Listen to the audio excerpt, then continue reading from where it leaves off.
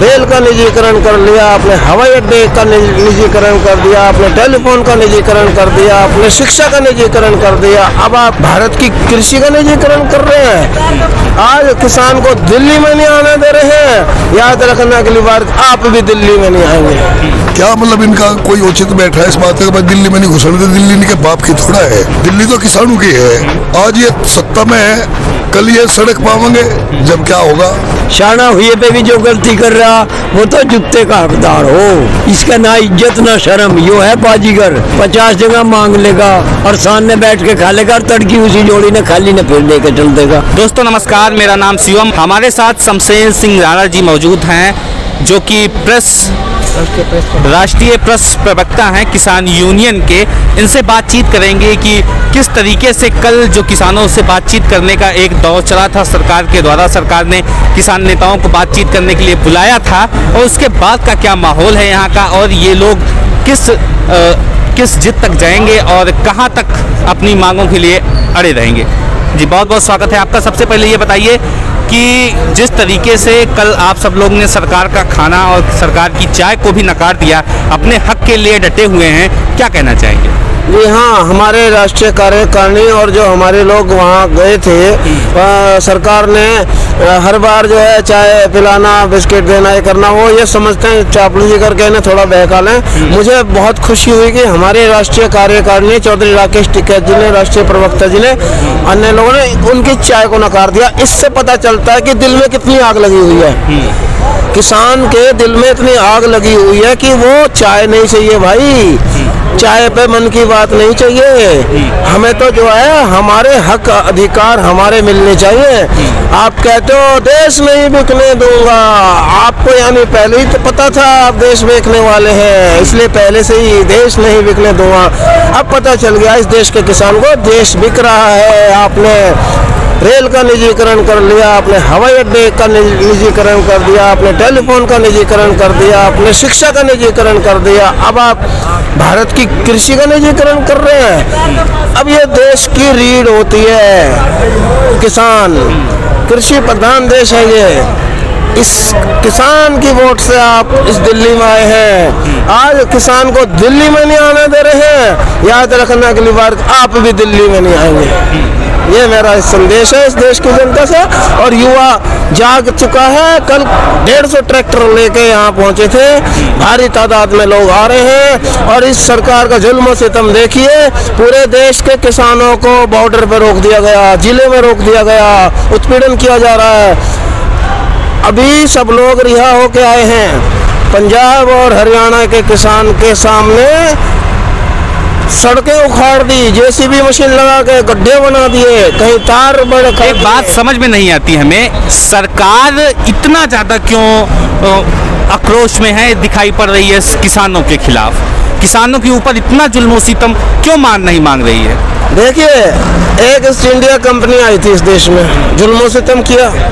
आज east west north south सारी कंपनियां आ गई, जुल्म सितम तो करेंगे। जहां इस बहुराष्ट्रीय कंपनियां आ गई, आखिर वो अपना पैसा लगा रहे हैं। तो सरकार भी की हुई है जी, सरकार तो देश नहीं बिकने दूंगा, वही बात आ रहा हूँ, सरकार बिक रही है तो वो सरमाएदारों के कहने पे अपना काम करेंगे ना। लाठी डंडा इस जवान से, हमारे पुलिस वाले मिलिट्री जवान जो किसान का बेटा, उन्हें आमने सामने खड़ा कर रखा है यहाँ पे डंडा लेके। अभी एक मैं बात जरूर बताऊंगा, ध्यान आ गए।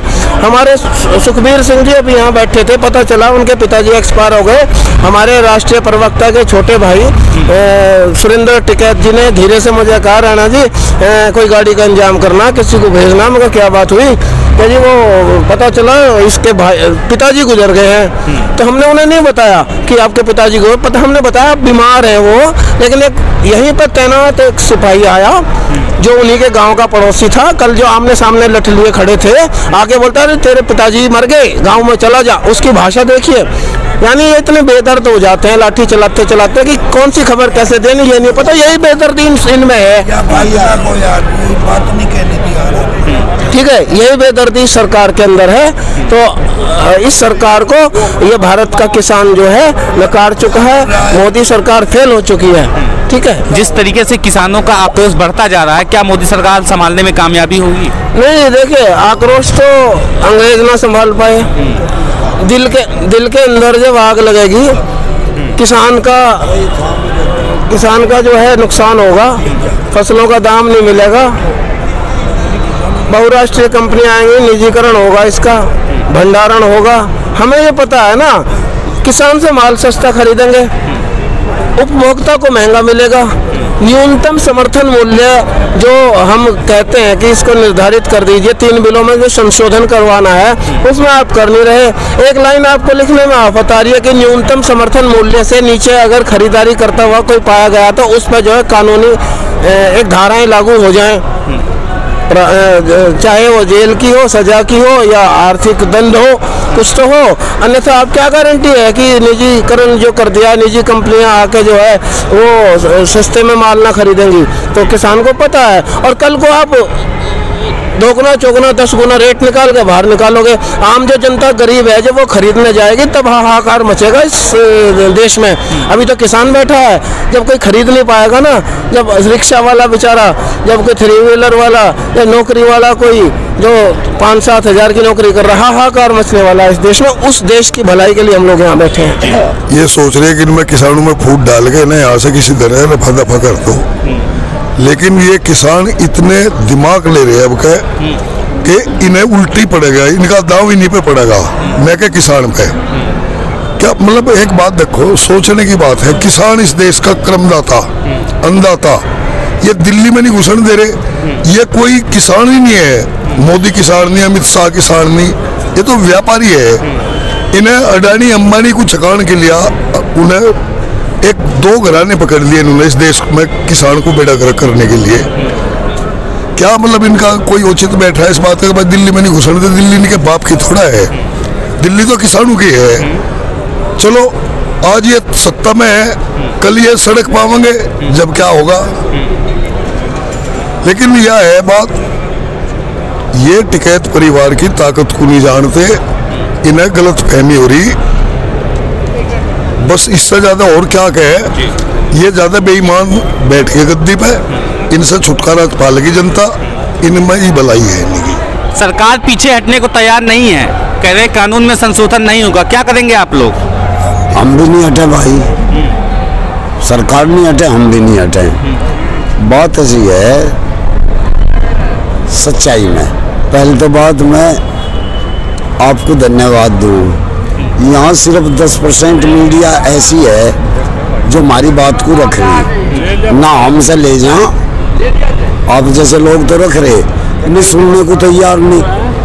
वो मोदी का पर्सन ठाम है भाई, मोदी और अमित शाह गृह मंत्री को, उन्हें तो नहीं पता खेती किसानी क्या चीज़ है, कैसे पैदा होती है यार। और वो देश के मालिक हो गए, वो सरमाएदारों के जो हैं ठेकेदार हैं, उन्होंने भी बैठा दिए।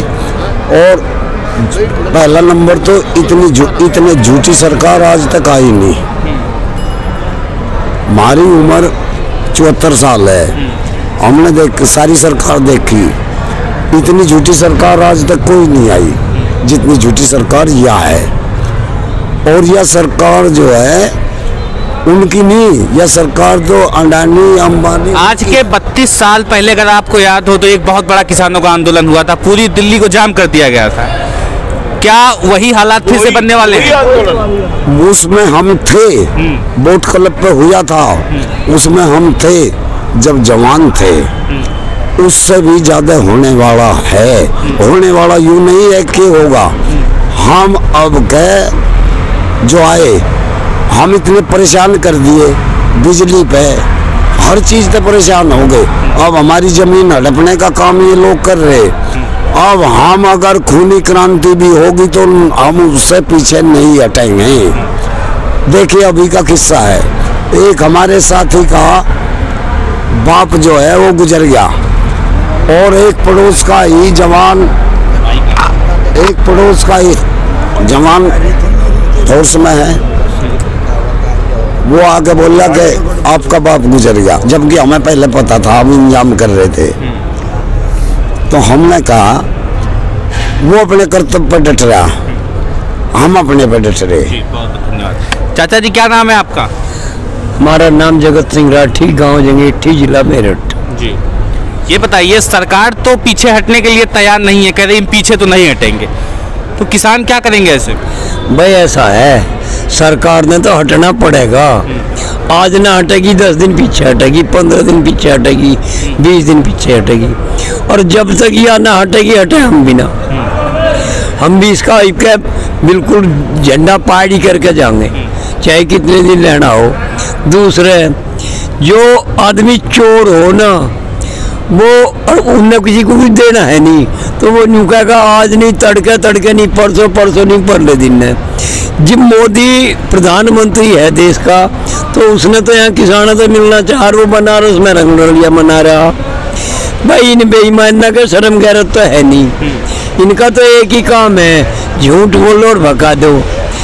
ये हमने न्यू सोच रहे हैं काल की वार्ता सफल होगी तो ये रात में भाग जाएंगे, तड़के की सफल ना हुई तो भाग जाएंगे।